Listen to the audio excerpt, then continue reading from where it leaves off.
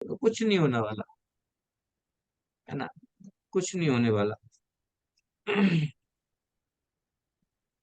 लेकिन क्योंकि ये डेड व्हीकल है, जो जड़ तत्वों से बना हुआ है, इसको चलाने वाला कौन है? इसको चलाने वाला है आत्मा, जो है ना, आत्मा है, इसके अंदर बैठा हुआ आत्मा। और चलाने वाला कौन है? ड्राइवर कौन है? अ, कौन है ड्राइवर? परमात्मा, है ना। हमारे शरीर में दो आत्माएं रहती हैं, एक है आत्मा, एक है परमात्मा। तो ये आत्मा है, ये पैसेंजर है ना, ये इस कार में बैठा हुआ है। लेकिन जो इस कार को जो चला रहा है ना, वो आत्मा नहीं चला रही। कौन चला रहा है? ड्राइवर। ड्राइवर कौन है? वो है परमात्मा, है ना। लेकिन वो परमात्मा कैसे चला रहा है? परमात्मा चला रहा है जैसी आपकी डिजायर है। आप कहाँ जाना चाहते हैं जी? बम्बई जाना चाहता हूँ, ठीक है, चलो बम्बई घुमा के लाता हूँ मैं आपको। अभी कहाँ जाना चाहते हैं? कैलकाटा जाना चाहता हूँ जी, चलो कैलकाटा, है ना।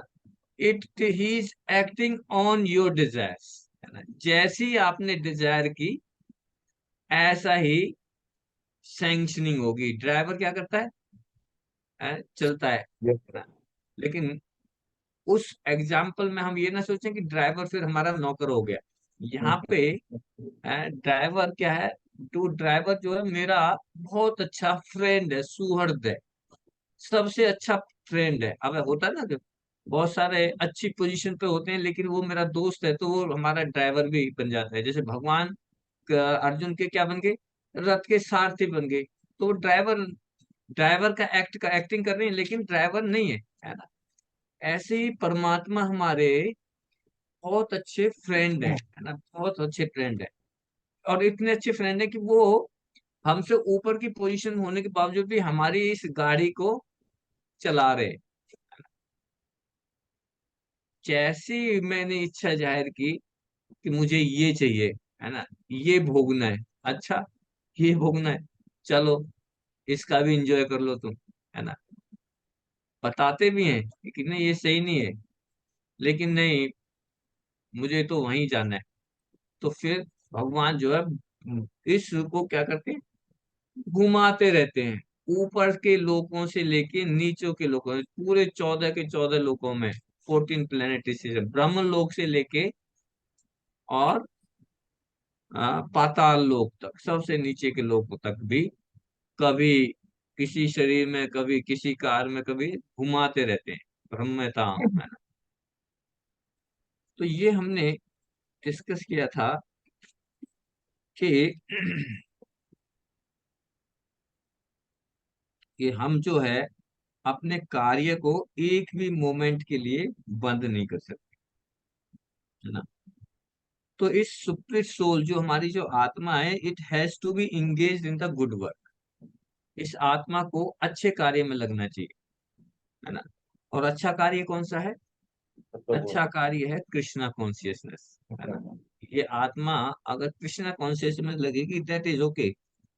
अदरवाइज क्या होगा? कृष्णा कॉन्शियसनेस में लगी तो फिर क्या होगा? It will engage in the Maya's activities, है ना। जो माया देवी की सेवा में लग जाएगी, माया देवी की एक्टिव में लग जाएगी, है ना। फिर उसमें हमारी चॉइस नहीं है, उसमें चॉइस नहीं है। तो ये जो ये आत्मा जो है, जैसे ही हमारे इस भौतिक प्रकृति के, है ना, अगर तो कृष्णा कॉन्शियस में लग गई तो फिर तो ठीक है ना। फिर तो ये भगवान के कार्य में लगेगी, फिर तो भगवान के कंट्रोल में आ जाएगी। और अगर कृष्णा कॉन्शियसनेस में नहीं लगी, तो फिर ये माया देवी के अंडर आएगी, है ना। और माया देवी फिर क्या करेगी? माया देवी के अंडर आने का मतलब है कि वो भौतिक प्रकृति की जो तीन गुण है उनके अंडर आ जाएगा। और उनके अंदर आने से क्या होगा?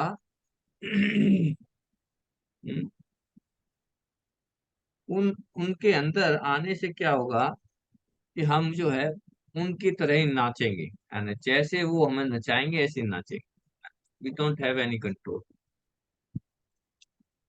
तो इस भौतिक गुणों के प्रभाव से छूटने के लिए, है ना, इन भौतिक प्रकृति के प्रभाव से, गुणों के से छूटने के लिए हमें क्या करना पड़ेगा?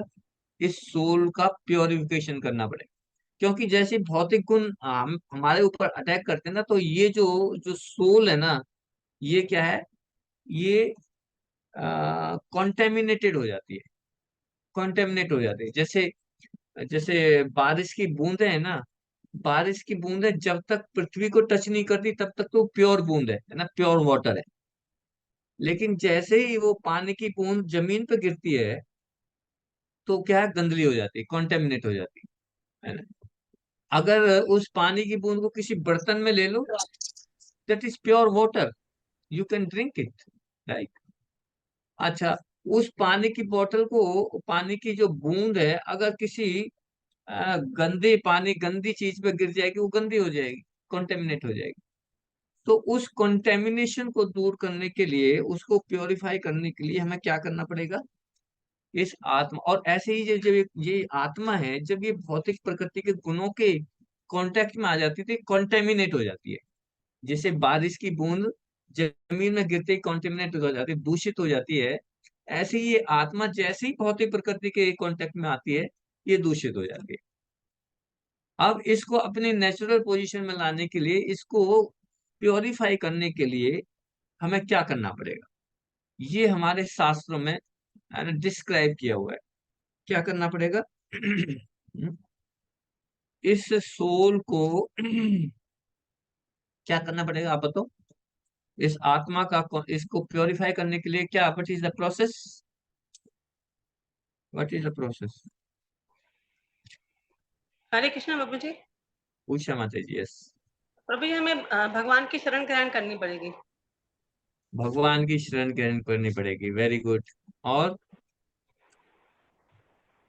हरे हम्म, कृष्णा प्रभु जी। रीटा माता जी, यस। प्रभु जी, इनको मतलब कृष्णा कौन सा एक्टिविटी में लगाना पड़ेगा? हरि नाम का जाप करना पड़ेगा। हरि नाम का जप करना पड़ेगा। हरि नाम का जप करने से क्या होगा? चेतो दर्पण मार्जनम, है ना, इस चित्त का मार्जन होगा, इसकी धुलाई होगी, है ना। जब हमारे कपड़े गंदे हो जाते हैं तो क्या करते हैं? धुलाई करते हैं पूरा, है ना, घुमाते हैं उसको बार बार बार वॉशिंग मशीन में, वॉशिंग पाउडर डाल के, और फिर घुमाते हैं, तो फिर उसमें से काला काला जो है ना, सारा मैल निकलता है।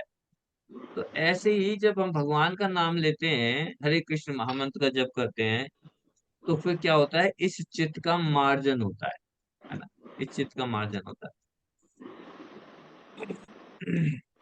और जब ये मार्जन होता है, चेतो दर्पण, दर्पण क्या होता है? शीशा, ग्लास, है ना। जैसे ग्लास के ऊपर अगर ग्लास को रख दो और उस पे जो है ना गर्द जम जाए, पूरी धूल मिट्टी जम जाए, तो उसमें आपका चेहरा दिखाई देगा नहीं देगा? अगर ग्लास है, उस पे धूल मिट्टी जमी हुई है, तो आपका चेहरा दिखाई नहीं देगा। लेकिन अगर उस धूल मिट्टी को आप हटा दें, साफ कर दें, तो अपना चेहरा दिखाई देगा, है ना। ऐसे ही इस आत्मा के ऊपर जो गंदगी जमा हो जाती है, जो दूषित हो जाती है, जो दुष्प्रभाव आत्मा के ऊपर आ जाते हैं, जब हरे कृष्ण महामंत्र करते हैं, तो उसका सारी गंदगी हट जाती है, और फिर उसमें अपना चेहरा दिखाई देता है ना, दर्पण में, है ना। चित्त जो है हमारा हृदय, वो साफ हो जाता है। साफ होने का मतलब ये है कि जैसे ही साफ होगा, तो फिर मुझे आत्मा को रियलाइज होता है कि ओह, मेरा तो परमात्मा से क्या रिश्ता है ना। फिर वो परमात्मा की तरफ देखने लग जाता है। जैसे एक पेड़ पे दो पक्षी बैठे हैं, और एक पक्षी खाए जा रहा है और दूसरा पक्षी उसको विटनेस कर रहा है, वो देख रहा है कि कम ये मेरी तरफ देखेगा। लेकिन जब तक ये उसको दिखाई नहीं दे रहा है, उस पक्षी को दूसरा पक्षी जो बैठा हुआ, वो दिखाई नहीं दे रहा है। आंखों पे क्या है? भोग की पट्टियां लगी हैं, बस फल दिखाई दे रहा है, खाओ फल, है ना, वो दिखाई नहीं दे रहा है। तो ये चेतो दर्पण मार्जन, जब भगवान का नाम लेंगे, तो फिर हमारे चित्त की धुलाई होगी, दर्पण साफ होगा, हम भगवान को देख पाएंगे, है ना, भगवान से अपना रिश्ता एस्टेब्लिश कर पाएंगे। तो ये हमने लास्ट श्लोक में किया था। और 3.6 में फिर श्लोक है, कर्मेंद्रिया संयम ये आस्ते मनसा समरन इंद्रिय अर्थान इंद्रिय अर्थान विमूढ़ात्मा मिथ्याचार सा उच्यते। जो कर्मेंद्रियों को वश में तो करता है, किंतु जिसका मन इंद्रिय विषयों का चिंतन करता रहता है वह निश्चित रूप से स्वयं को धोखा देता है और मिथ्याचारी कहलाता है। जो कर्म इंद्रियों को वश में तो करता है, किंतु जिसका मन इंद्रिय विषयों का चिंतन करता रहता है वह निश्चित रूप से स्वयं को धोखा देता है। कर्म इंद्रियाणि संयम। योग का मतलब क्या है? योग, योग का मतलब है कंट्रोलिंग द सेंसेस, इन इंद्रियों को कंट्रोल करना। एक मतलब है इसका, योग का मतलब है कनेक्शन, कनेक्ट होना, है ना, भगवान से कनेक्शन, है ना, योग जमा, है ना, योग। लेकिन भगवान से कनेक्शन कब होगा? जब हम इंद्रियों को भी कंट्रोल करें। पर भगवान कहते हैं कि आप इन इंद्रियों को आर्टिफिशियली कंट्रोल नहीं कर सकते, है ना। हमने सेकंड चैप्टर में पूरा इंद्रियों के बारे में, सेंस के पूरा पढ़ा है ना, पूरा समझा। सेकंड चैप्टर क्या है? सारा सेंस के सेंस के ऊपर कम से कम 20-25 श्लोक हमने किए। तो उसमें क्या किया था हमने कि इन इंद्रियों को आप आर्टिफिशियली कंट्रोल नहीं कर सकते, है ना। अगर इनको कंट्रोल करना है तो आपको क्या करना पड़ेगा? How we can control the senses? कैसे इंद्रियों को कंट्रोल कर सकते हैं? कल्पना तलवार माता जी कुछ बताना चाहेंगी? हरे कल्पना कृष्ण माता बाबू जी। जी। हरे कृष्णा। कैसे हैं आप? सबसे पहले तो आप बताएं, हाउ आर यू? ठीक है, ठीक है बाबू जी। ओके। बताइए, हम इंद्रियों को कैसे हम कंट्रोल कर सकते हैं? बाबू जी, सबसे पहले तो हम हरे कृष्ण महामंत्र कर सकते हैं बाबू जी। जैसे जैसे हम हरे ध्यान कृष्ण। पूर्वक करेंगे करेंगे वैसे ही हमारी चेतना शुद्ध होगी। Very good, very good. ठीक है, और कोई? देवेश प्रभु जी, यस। हरे कृष्णा प्रभु जी। यस। प्रभु जी, हमारी जो करंट में इंद्रियां हैं जो भौतिक सुख में लगी हुई हैं, उनको बेटर टेस्ट देना पड़ेगा, उनको भगवान की सेवा में लगाना पड़ेगा पांचों इंद्रियों को, ताकि हम भौतिक मतलब इंद्रियों को यूज करने की बजाय अध्यात्म में जाए, मतलब बेटर टेस्ट देना पड़ेगा वेरी गुड, इंद्रियों को, वेरी भगवान की हाई सेवा में टेस्ट लगा। देना पड़ेगा। और हाई टेस्ट कैसे मिलेगा? जब इन इंद्रियों को भगवान की सेवा में लगा देंगे, है ना। भगवान की सेवा क्या है? सबसे बड़ी सेवा क्या है? जैसे कल्पना हरे माता जी ने कृष्णा बताया, हरे कृष्ण महामंत्र करना, हरे हरे कृष्णा हरे कृष्णा कृष्णा कृष्णा हरे हरे, हरे रामा रामा रामा हरे। कृष्णा। भगवान के नामों का जप करेंगे, है ना, इन इंद्रियों को भगवान की सेवा में लगाएंगे तो only then we can control the senses. Otherwise artificially हम उनको कंट्रोल नहीं कर सकते।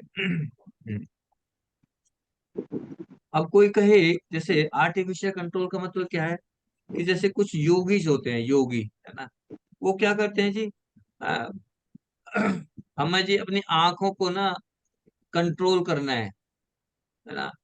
तो हम आंखों को खोल कर रखेंगे तो हमें सुंदर सुंदर स्त्रियां दिखाई देंगी या सुंदर कुछ दृश्य दिखाई देंगे, है ना। तो हम फंस जाएंगे। तो फिर क्या करते हैं जी, हम आंखों को बंद कर लेते हैं, है ना।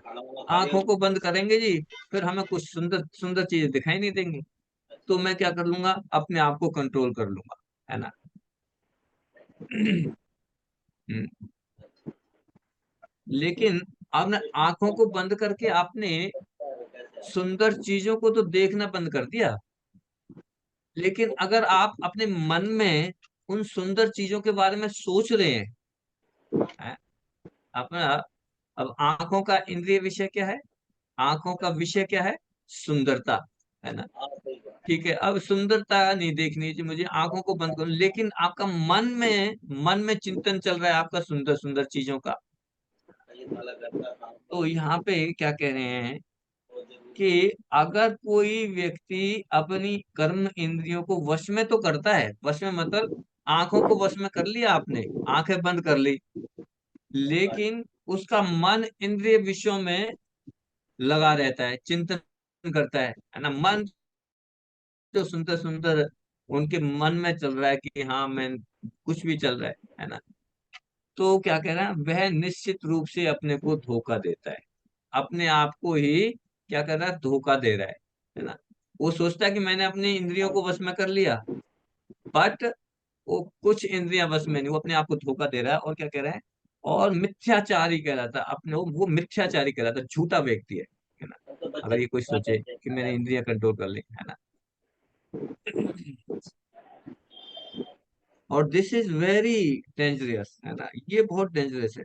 क्योंकि अगर आपकी सेंसेस कंट्रोल में नहीं है, तो फिर क्या होगा, ये सेंसेस क्या कर सकती हैं, ये इंद्रियां क्या कर सकती हैं, ये इंद्रियां आपको सबसे जो डार्केस्ट रीजन है ना, इन सारे प्लेनेट का सबसे डार्केस्ट रीजन में खींच के ले जाएंगे, अंधकार में, सबसे अंधकार में ले जाएंगे, जहां पे सांप ही सांप है, यहाँ पे जहरीले सांप है। ये इंद्रियां आपको वहां खींच के ले जा सकती हैं, अगर इन इंद्रियों को कंट्रोल नहीं किया गया। ट्रैक टू द हेल, नरकों में है, सीधा सीधा रास्ता, नरकों का रास्ता। अगर इन इंद्रियों को कंट्रोल नहीं किया, तो हमारा रास्ता कौन सा है, this is the highway, highway to the hell ना, एकदम कोई नॉन स्टॉप रास्ता है नरकों के लिए। और पूरा वर्ल्ड, होल हिस्ट्री आप देखें, तो सारा क्या, सेंस ग्रेटिफिकेशन के बेस पे, इंद्रिय तृप्ति के बेसिस पे।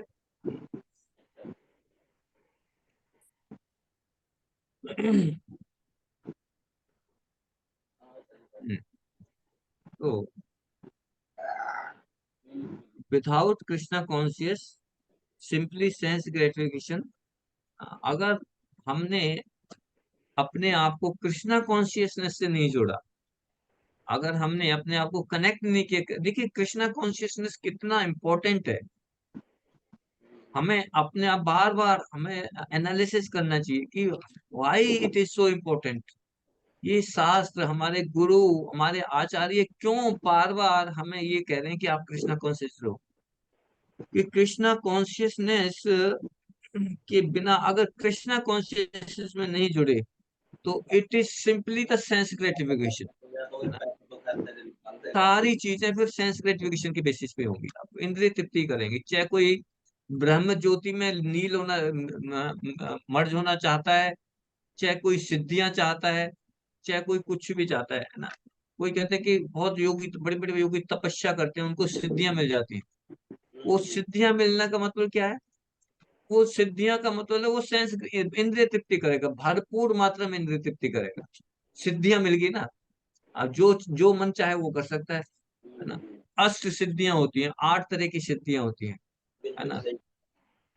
लेकिन कुछ लोग जो है, जिनके पास ये सिद्धियां होती हैं, कुछ लोग उन्हीं को भगवान मान बैठते हैं, उन्हीं को भगवान मान बैठते हैं। क्यों, कि वो सिद्धियां इतनी पावरफुल हैं कि जैसे एक सिद्धि है, अ, कि उस सिद्धि से आप छोटे से छोटा, है ना, बिल्कुल एक एक परमाणु जितना छोटा बन सकते हो आप अपने आप को।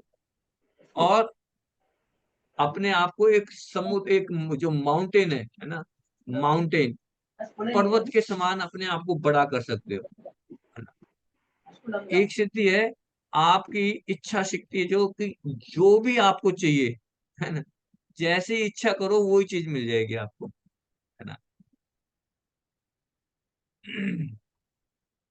आपको डायमंड चाहिए, तुरंत आपका हाथ जाएगा डायमंड की शॉप पे, वहां से डायमंड निकालना पता ही नहीं चलेगा, डायमंड आ जाएगा, है ना। वट एवर, अलग अलग तरह की सिद्धियां है ना। तो फिर ये जो इनको सिद्धियां मिल जाती हैं, तो क्या होता है, इनसे क्या करते हैं ये लोग, मान, प्रतिष्ठा, सम्मान, है ना, ऐश्वर्य, ये भोग करने में लग जाते हैं, इंद्रिय तृप्ति करते हैं। इसलिए हमारे शास्त्र बताते हैं कि कृष्णा कॉन्शियसनेस को छोड़ के, अगर कोई भी चीज कर रहे हैं तो वो इंद्रिय तृप्ति है, सिंपली सेंस ग्रेटिफिकेशन। तो हमें कृष्णा कॉन्शियसनेस से तो हमें कनेक्ट होना ही पड़ेगा, अदरवाइज कृष्णा कॉन्शियस कनेक्ट नहीं हुए तो वो हमारी इंद्रिय तृप्ति है।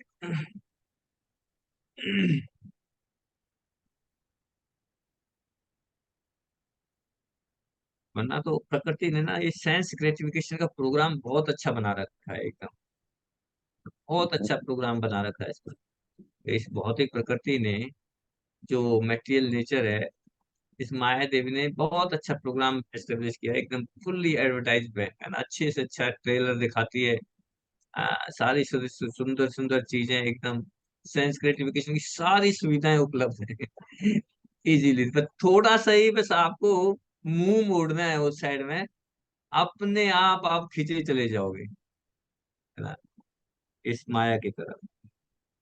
So it's very important. तो इसमें अगर हम देखें थोड़ा सा, हाँ,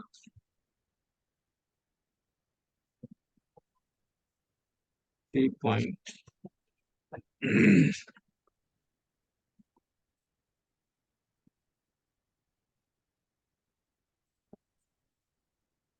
हाँ,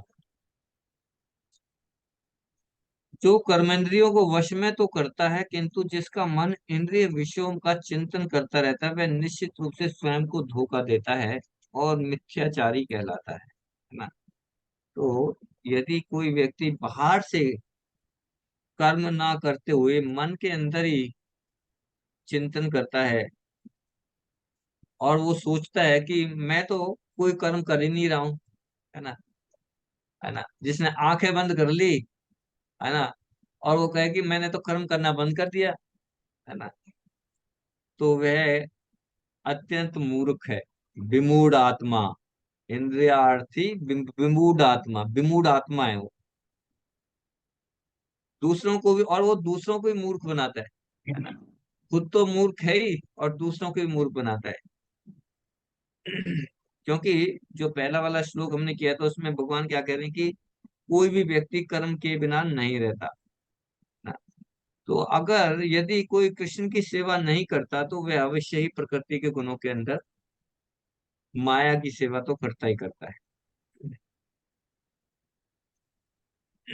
लेकिन इस श्लोक में भगवान कह रहे हैं कि ऐसी बात, ऐसी जो ऐसे जो व्यक्ति हैं उनके बारे में बता रहे हैं कि कृष्णा की सेवा में, जो व्यक्ति कृष्णा की सेवा में नहीं लगा हुआ और अपनी कर्मेंद्रियों को रोककर ये सोचता है कि मैं तो कृष्ण की सेवा में लगा हुआ हूँ, है ना, आंखों को बंद कर लिया और ये सोचे कि मैंने आंखें बंद करके अब मैं इंद्रियों को भी वश में कर लिया और मैं भगवान की सेवा भी कर रहा हूँ, है ना, तो वो कुछ नहीं कर रहा। और एक तरफ दूसरा व्यक्ति है कि जो क्या सोचता है कि मैं ना तो कृष्ण की सेवा में कर रहा हूँ, ना ही माया की सेवा में कर रहा हूँ, है ना, भाई आंखें बंद कर लीजिए, मैं ध्यान, बस आंखें बंद कर लिए तो मैं माया की सेवा तो कर नहीं रहा, और वो ठीक है कृष्ण की सेवा भी नहीं कर रहा। किसी का भी सेवक नहीं हूं, ना माया का सेवक हूं जी, और ना ही मैं कृष्ण का सेवक हूं। तो भगवान कह रहे हैं कि यद्यपि अगर वह सोच रहा है कि वह किसी की सेवा नहीं कर रहा है, परंतु वह अत्यंत मूर्ख है। जो ये सोचता है कि मैं किसी की सेवा नहीं कर रहा, वो क्या है, अत्यंत मूर्ख है, विमूढ़ आत्मा है। कैसे इसको समझेंगे?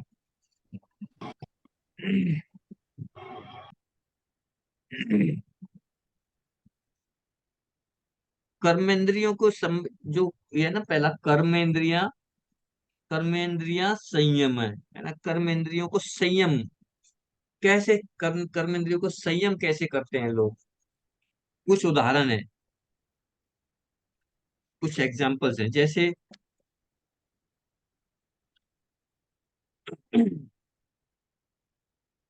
रावण का उदाहरण है। रावण ना, रावण ने सीता माता का अपहरण कर लिया, है ना, और सीता माता को ले गया जैसे लंका में। लेकिन रावण ने अपने हाथों पे बहुत कंट्रोल कर रखा था, है ना। उन्होंने सीता माता को टच नहीं किया था, है ना, बिल्कुल टच नहीं किया। ये दूसरी बात है कि क्यों टच नहीं किया, है ना। क्योंकि रावण को श्राप मिला हुआ था कि अगर आपने किसी भी पतिव्रता स्त्री को टच किया तो आप उसी समय पे नष्ट हो जाओगे।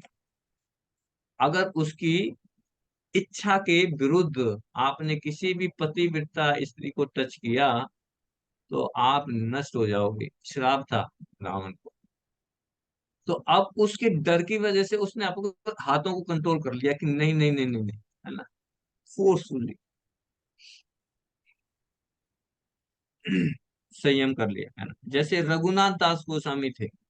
रघुनाथ दास गोस्वामी बहुत धनी परिवार के धनी परिवार में से थे, रघुनाथ गोस्वामी। लेकिन जगन्नाथ मंदिर के सामने से जो सिंह द्वार है उससे नहीं जाते थे वो, है ना। क्यों नहीं जाते थे? वो इसलिए नहीं जाते थे कि सभी लोगों को पता था कि ये बहुत धनी परिवार का व्यक्ति है, तो सभी लोग उसको प्रसाद देंगे, सभी लोग प्रसाद देंगे, सभी लोग उनको बताएंगे ओहो रघुनाथ जी आ गए। उन सब से हटाने के लिए वो पीछे के द्वार से जाते थे। रसना ज्ञान इंद्रिय, है ना, अपनी अपने प्रसाद को, जो जीव के टेस्ट को कंट्रोल किया, है ना, कि सामने से जाएंगे तो प्रसाद मिलेगा, प्रसाद से क्या होगा, टेस्ट आएगा, तो उस टेस्ट से अपने आप को कंट्रोल करने के लिए सिंह द्वार से नहीं जाते थे। अपने कृष्णा कॉन्शियस मूवमेंट में ही देख लें, हमारे जो कृष्णा कॉन्शियस में आज आते हैं तो वो, है ना, किस चीज की वो करते हैं, तपस्या करते हैं मूवी देखने के लिए, है ना, अपने अवॉइड करते हैं कि मूवी देखने नहीं जाएंगे, है ना। तो आंखों का, है ना, नेत्र नेत्र रूपी इंद्रियों को कंट्रोल करते हैं कि नहीं नहीं, भगवान के दर्शन करेंगे, है ना, मंदिर में जाएंगे, है ना, कुछ भागवतम का लेक्चर सुनेंगे या महाभारत देखेंगे, वट एवर स्पिरिचुअल चीजें, मूवी नहीं देखेंगे। अर्जुन का एग्जाम्पल, अर्जुन अर्जुन स्वर्ग में गया, है, तो स्वर्ग में उनको सारी भोग विलासता की सारी चीजें मिली, और वहां पे उर्वशी नाम की अप्सरा थी, है ना। अर्जुन को प्रपोज किया, लेकिन अर्जुन ने अपने आप को कंट्रोल किया, है ना। उसी समय पर उन्होंने कहा कि आप तो मेरी माता के समान हो, है ना, माता के समान, कंट्रोल। तो इस तरह से हम जो है अपनी कर्मेंद्रियों को संयम करने, ये उदाहरण थे, है ना। कर्मेंद्रिया संयम है, कि कर्मेंद्रियों का संयम करके, है ना। कितनी कर्मेंद्रियां हमारी हमारी कर्मेंद्रियां कितनी है? 5। 5 कर्मेंद्रियां हैं, ठीक है। कौन कौन सी है? कौन कौन सी कर्मेंद्रियां हैं? आरती माता जी। प्रभु जी, आंख, नाक, हम्म। स्किन, टंग हम्म। और कान। हाथ, पैर, वाणी, ठीक है। और हमारा कर्मेंद्रिय पूछो माते, कर्मेंद्रिय, ज्ञान इंद्रिय नहीं। अच्छा कान अच्छा। हमारे क्या है? ज्ञान इंद्रिय है, कानों से सुनते हैं ना, जी प्रभु जी। ज्ञान मिलता है। आंखों से देखते हैं, ज्ञान मिलता है ना। त्वचा, है ना, जब सॉफ्टनेस आती है तो कोई टच करता है तो पता चलता है, हाँ कुछ ना कुछ है, कोई सॉफ्ट चीज है। या कोई चींटी आ जाती है तो काटती है तो वो लगता है वो कुछ कुछ काट रही है, तो सॉफ्ट, ज्ञान मिलता है, नॉलेज मिलती है। 2 तरह की इंद्रियां हैं, कर्मेंद्रियां और ज्ञान इंद्रिय। कर्मेंद्रिय जिनसे कर्म करते हैं, मिन्नल माता जी, यस। हरे कृष्ण प्रभु जी। प्रभु जी, हम्म। वाक, पाणी, पाद, पायु, उपस्थ और मल जी द्वार, हमारा जी जेनिटल्स, जी। और जहां से हम जो है मल त्यागते हैं, है ना। तो ये जो है 5 कर्म इंद्रियां हैं, इनसे कर्म होते हैं, और 5 ही ज्ञान इंद्रियां हैं, है ना? तो ये कर्म इंद्रियां हमारे शरीर की आवश्यकताओं को पूरा करती है ना। हाथों से, जैसे हम हाथ है ना, कुछ खाना खाना है, हमारे शरीर की जरूरत है, तो हाथ हाथ हमारे खाने देंगे।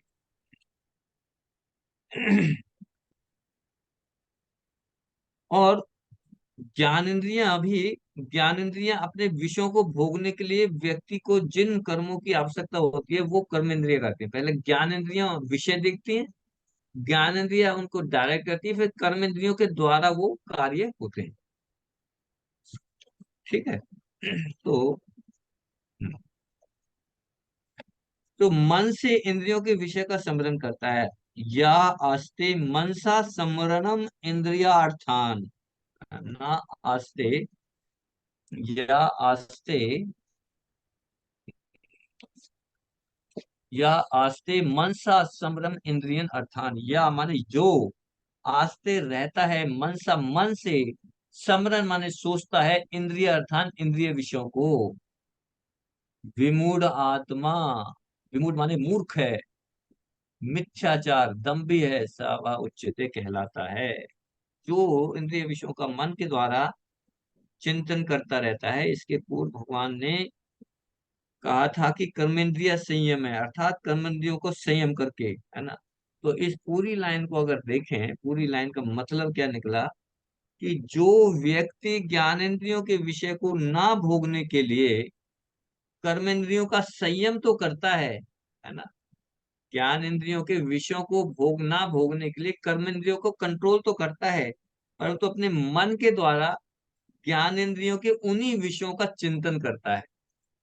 समझ रहे हैं आप मेरी बात, कि कंट्रोल बाहरी रूप से कंट्रोल तो कर लिया, हाथों को कंट्रोल कर लिया, पैरों को कर लिया, आंखों को कर लिया, लेकिन मन के द्वारा उन्हीं चीजों का चिंतन कर रहा है ना, मन के द्वारा। तो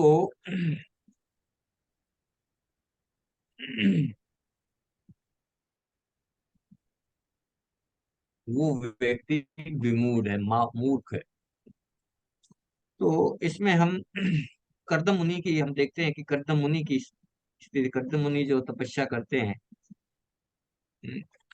जैसे कर्दम मुनि के बारे में सुना है आपने?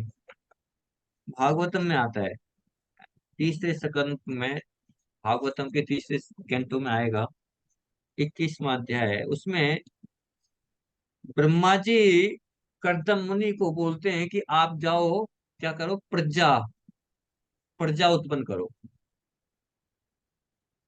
और प्रजा उत्पन्न करने के लिए तो शादी करनी पड़ेगी, शादी करनी पड़ेगी। तो कर्दम मुनि कहते हैं ठीक है, लेकिन पहले मैं क्या करूंगा, तपस्या करूंगा, है ना। किस लिए तपस्या करूंगा? कि अच्छी पत्नी मिले मुझे। मैं, आपने कहा है कि जो है ना बच्चे, प्रजा प्रजा उत्पन्न करो, तो प्रजा के लिए पत्नी चाहिए, लेकिन मुझे अति मतलब ऐसी पत्नी नहीं चाहिए, अच्छी पत्नी चाहिए, है ना। तो अच्छी पत्नी पाने के लिए भी उसने, कर्दम मुनि ने तपस्या की, बहुत गहरी तपस्या की। और तपस्या की तो फिर भगवान ने दर्शन दिए। तपस्या किसकी की, किसका ध्यान किया? भगवान कृष्ण का ध्यान किया। और जब प्रकट हुए तो उन्होंने क्या कहा कि आप क्यों तपस्या कर रहे हो? बोला मुझे अच्छी पत्नी चाहिए, है ना। तो यहाँ से पता चलता कि अगर आपको भौतिक चीजों की भी इच्छा है तो भी भगवान से मांगो, भगवान देते हैं। तो भगवान ने कहा ठीक है, आपने तपस्या की है मेरी और आपको अच्छी पत्नी चाहिए, तो ठीक है। उन्होंने क्या कहा, उन्होंने ब्रह्मा जी को बोला। ब्रह्मा जी के बेटे थे स्वयंभू मनु, है ना। स्वयंभू मनु की बेटी थी देवहूति, है ना। अच्छा, देवहूति के बारे में, स्वयंभू मनु क्या थे, कौन थे? स्वयंभू मुनि पूरी पूरी पृथ्वी के राजा थे। स्वयंभू मनु राजा की बेटी थी देवहूति। और कर्दमुनि कौन थे? साधु, है ना। एक तपस्या कर रहे हैं, कुछ भी नहीं है ना, एक मकान है ना घर, कुछ नहीं है, तपस्या कर रहे हैं एक जंगलों में बैठ के। और भगवान क्या कह रहे हैं, ठीक है, राजा को, शंभु मनु को बोला अपनी बेटी की शादी कर दे कर्दम मुनि के साथ, ब्रह्मा जी के। तो शंभु मनु की बेटी देवहूति, देवहूति के बारे में बताया जाता है कि देवहूति सर्व गुण संपन्न थी, सर्व गुण, सारे गुण थे, इतनी ब्यूटीफुल थी। देवभूति माता इतनी सुंदर थी कि एक बार अपने महल के ऊपर ना छत पे घूम रही थी वो, और ऊपर से जो है ना गंधर्व अपने विमान में जा रहे थे। तो गंधर्वों की नजर जो है देवभूति के ऊपर पड़ गई। तो उस देवभूति माता को देखने के लिए वो गंधर्व अपने विमान से नीचे गिर गए। देखते देखते विमान से ही नीचे गिर गए। आपने सुना, जैसे कोई बहुत सुंदर लड़की हो, है ना, तो उसकी तरफ सब आकर्षित होते हैं। तो देवभूति माता इतनी सुंदर थी कि जो गंधर्व गंधर्व गंधर्व कोई कम सुंदर नहीं होते। गंधर्व अपनी सुंदरता के लिए फेमस है, बहुत सुंदर होते हैं गंधर्व। तो वो गंधर्वों को जैसे ही नजर देवभूति माता पे पड़ी, वो अपने विमान से गिर गए। मतलब वो तो देखते देखते विमान में से लुढ़क गए, इतनी सुंदर थी वो। उस देवभूति से के लिए कह रहे हैं कि आप देवभूति की शादी जाओ, किसके करो। उधर जो स्वयं मनु अपनी बेटी के लिए चिंतित थे कि मुझे इनके लिए कोई योग्य वर चाहिए, और उधर कर्दम मुनि जो है तपस्या कर रहे हैं अच्छी पत्नी के लिए। तो भगवान ने कहा कि ठीक है, जाओ स्वयंभू मनु को बोलो कि आप अपनी बेटी की शादी किससे कर दो, कर्दम मुनि से कर दो। और साथ ही साथ ये वरदान भी दिया कर्दम मुनि की तपस्या से भगवान ने खुश होके कि आप देवभूति से शादी करोगे, उसके बाद मैं ही आपके पुत्र के रूप में आऊंगा। आप देखिए, मैं ही आपके पुत्र के रूप में आऊंगा, है ना, ये भी वरदान दे दिया।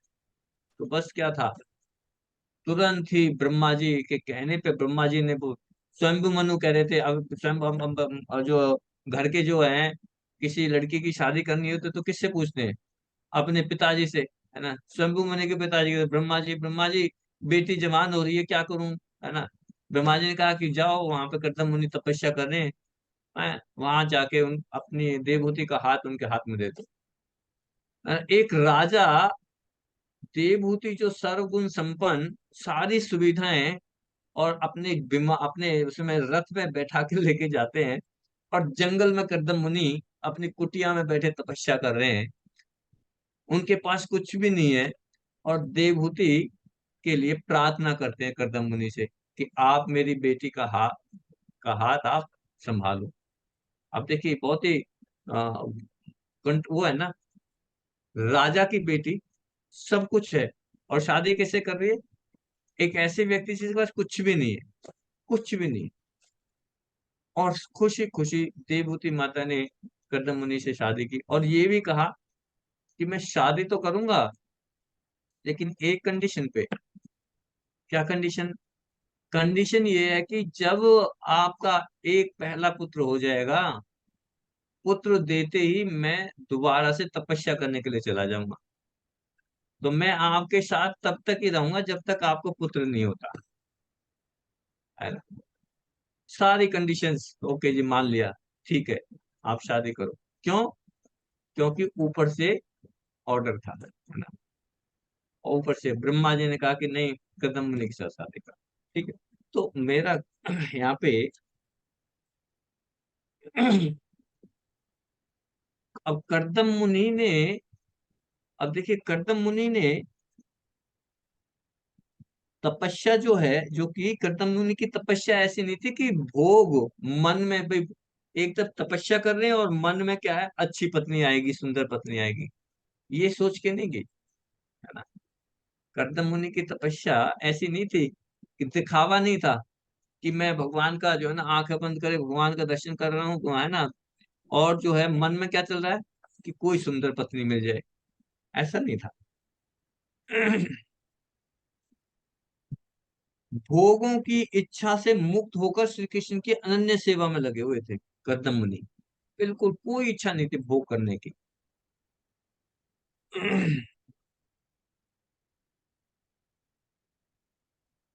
अब यहाँ पे एक बहुत इंपॉर्टेंट शिक्षा हमें मिलती है कर्दम मुनि से, कि कर्दम मुनि के मन में भोगों को भोगने की इच्छा तो थी। भोगने की इच्छा कैसी थी कि पत्नी चाहिए, क्योंकि ब्रह्मा जी ने बोला है पर्चा होता है, अच्छी पत्नी चाहिए। भोगने की इच्छा तो थी, लेकिन साथ साथ उनकी इच्छा ये भी थी, वह भोगों की इच्छा से मुक्त होकर श्री कृष्ण की अनन्य सेवा में लगे, है ना। साथ दोनों इच्छाएं थी। उनकी इच्छा ये भी थी कि है ना इन भोगों की इच्छा ना हो, मुझे कृष्ण की अनन्य सेवा करनी। और इसका परिणाम क्या हुआ? परिणाम यही हुआ कि भगवान कृष्ण खुश हुए, और फिर उन्हें जो उस पूरी हिस्ट्री मैंने बताई, स्टोरी बहुत बड़ी है इसकी, इसलिए पूरे उसमें नहीं जाऊंगा। देवी माता से शादी हुई, देवी माता ने फिर कर्दम मुनि की बहुत दिनों तक सेवा की। शादी के बाद ऐसा नहीं कि वो हनीमून पर चले गए, शादी की, शंभु मुनि चले गए, और देवहूति माता वहां पे उनकी सेवा, वो अपने कर्दम मुनि फिर तपस्या में बैठ गए, है ना। अब नई नई शादी हुई है सारी, और कर्दम मुनि अपनी तपस्या में बैठे हुए हैं। देवहूति माता पूरी सेवा करती रही, सेवा करती करती करती उनका शरीर इतना दुर्बल हो गया, कपड़े फट गए, बालों में कुछ कुछ ध्यान नहीं दिया, सिर्फ एक ही काम था उनका, कर्दम मुनि की सेवा करना, है ना। और बहुत दिनों के बाद, पता नहीं कितनी तपस्या के बाद, जब कर्दम मुनि ने आंखें खोली तो देखा देवहूति की कैसी हालत होगी, बिल्कुल बोला नहीं जा रहा है, मुंह बिल्कुल नीचे, बिल्कुल दुबली पतली, है ना। क्यों? बस उनका कर्दम मुनि की सेवा कर रही थी, राजा की बेटी। और फिर उन्होंने, है ना, आंखें खोली, उन्होंने कहा कि ठीक है, आप जाओ, सामने ही जो है तालाब था, लेक, है ना, कौन सा लेक है उसका नाम तो है, बिंदु सरोवर, आई थिंक बिंदु सरोवर शायद है। हाँ, उसमें बोला कि आप जाओ, इसमें स्नान करके आओ, है ना। उषा माता जी, आपने तो शायद पढ़ा होगा सारा, है ना। बिंदु सरोवर में स्नान किया, वहां पे जैसे ही देवी मती माता ने डुबकी लगाई, तो अंदर ही अंदर, बिंदु सरोवर के अंदर ही लाखों दासियां जो है, और उनकी जो है, उनको साफ सफाई करने के लिए, अच्छा मेकअप करने के लिए, अच्छे कपड़े पहनाने के लिए, अंदर बिंदु सरोवर के अंदर ही।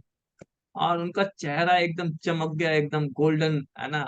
और जैसे ही डुबकी लगा के निकली, तो देवती माता बिल्कुल एकदम, है ना, ग्लोरिंग, है ना, सब तरह से एकदम आ, स्वस्थ होके निकले।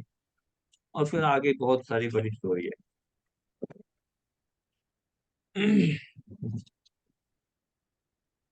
आज तो हमें चैतन्य भागवत में भी एक वर्णन आता है कि हमें दिखावा नहीं करना, है ना।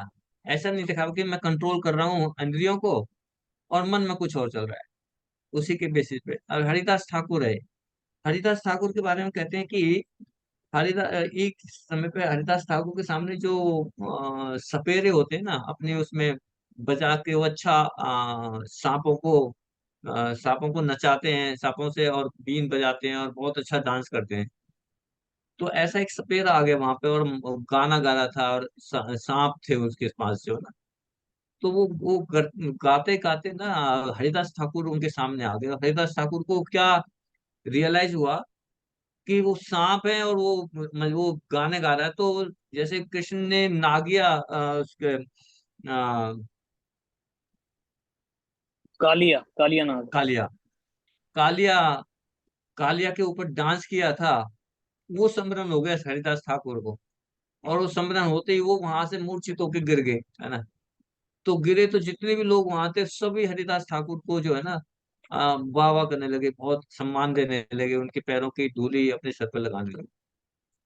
और वहां पे एक जो है ब्राह्मण भी था, वो ब्राह्मण भी सोचने लगा कि देखो, हरिदास ठाकुर को कितना सम्मान मिल रहा है, मैं भी ऐसे ही मूर्छित होकर गिर जाता हूँ, है ना, तो मुझे भी इतना ही सम्मान मिलेगा। तो वो ब्राह्मण भी क्या हुआ, और हरिदास ठाकुर देख के वहां से होके मूर्छित होके गिर गया सपेरे के पास ही। तो जैसे ही वो गिरा, तो सपेरे ने अपनी बैंत उठाई और उसको पीटना स्टार्ट कर दिया। ब्राह्मण को। अब जब बैंतों से वो उसको पीट रहा है, तो उठ के भागा, है ना, भागा। तो यहाँ पे बता रहे हैं कि न ब्राह्मण जो है नकल कर रहा था, क्योंकि उसके मन में क्या था कि मुझे भी सम्मान मिलेगा। लेकिन हरिदास ठाकुर के मन में ये नहीं था कि मुझे सम्मान मिलेगा। उन्हें तो भगवान का स्मरण हो गया, भगवान जैसे कालिया नाग का के ऊपर नाच रहे थे, उस तरह का स्मरण हुआ, और वो मूर्छित हो गए। लेकिन ब्राह्मण जो है नकल कर रहा था, उसके मन में सम्मान की भावना थी कि मुझे भी सम्मान देंगे लोग, लेकिन तो ऐसे कुछ लोग, जैसे कुछ लोग जाते हैं एकांत में भजन करने के लिए, है ना। अरे क्यों जाते हैं? अरे देखो, लोग कहेंगे कि अरे ये तो कितना बड़ा साधु है, अकेले एकांत में भजन करता है ना। गुफाओं में भजन करने के लिए चले जाते हैं। तो भक्ति सिद्धांत सरस्वती ठाकुर महाराज ने आ, मना किया है, बिल्कुल स्ट्रिक्टली मना किया है एकांत में भजन करने के लिए। कोई एकांत में जाने की जरूरत नहीं है। आपको क्या करना है? भक्तों के संग बैठ के भजन करना, भक्तों के संग में रहना है, एकांत में कभी भी नहीं जाना। आगे प्रैक्टिकल लाइफ है, प्रैक्टिकली वेल प्रूवन। अगर आपको कहीं जाना भी है ना, मान लो आपको कहीं घूमने भी जाना है, तो अकेले कभी भी मत जाओ। आप किसी ना किसी के साथ जाओ, अपनी वाइफ के साथ, अपने फ्रेंड के साथ, अपने किसी के साथ, अकेले मत जाओ। अकेला जहां पे भी हुआ ना, अकेले को बहुत जल्दी ये मन जो है खींच लेगा, एकदम बहुत जल्दी डाइवर्ट कर देता है ना। लेकिन कुछ आचार्य हमारे ऐसे हुए जो एकांत में भजन करते थे ना, तो उन आचार्यों का हम अनुकरण नहीं कर सकते, है ना। हमें उनकी नकल नहीं करनी, हमें उनका उनकी शिक्षाओं का पालन, उनके उनको उनको फॉलो करना है, उनको अनुसरण करना है, अनुकरण नहीं करना। हरिदास ठाकुर अकेले में करते थे भजन, एक गुफा में रहते थे, है ना। माधवेंद्रपुरी करते थे। तो हमें उनका वो नहीं करना।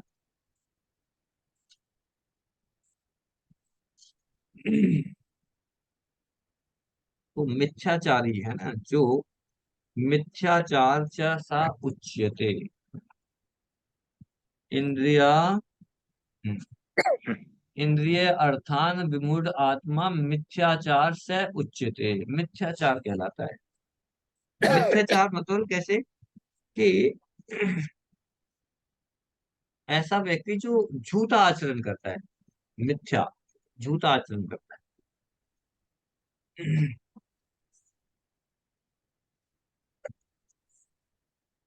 कर्मेंद्रियों को तो संयम करने के लिए करके श्री कृष्ण को प्रसन्न करने के लिए ध्यान करता है, लेकिन मन में दूसरे विषयों का चिंतन चलता है, तो उससे भगवान कृष्ण प्रसन्न नहीं होते, है ना। वो सोचता है कि, है ना, मैं दिखावा कर लूंगा, ध्यान कर रहा हूँ, दूसरे लोग कहेंगे करे ये तो बहुत अच्छा भक्त है, कितना अच्छा भक्त है, देखो कितना ध्यान पूर्वक कर ध्यान कर रहा है, लेकिन मन में कुछ उसको और चल रहा है। लेकिन वो ये भूल जाता है कि भगवान तो आपके हृदय में ही बैठे हुए हैं, वो तो आपके हृदय को पढ़ रहे हैं, वो तो आपके मन में क्या चल रहा है वो तो देख पा रहे हैं, आपके मन में क्या चल रहा है ना।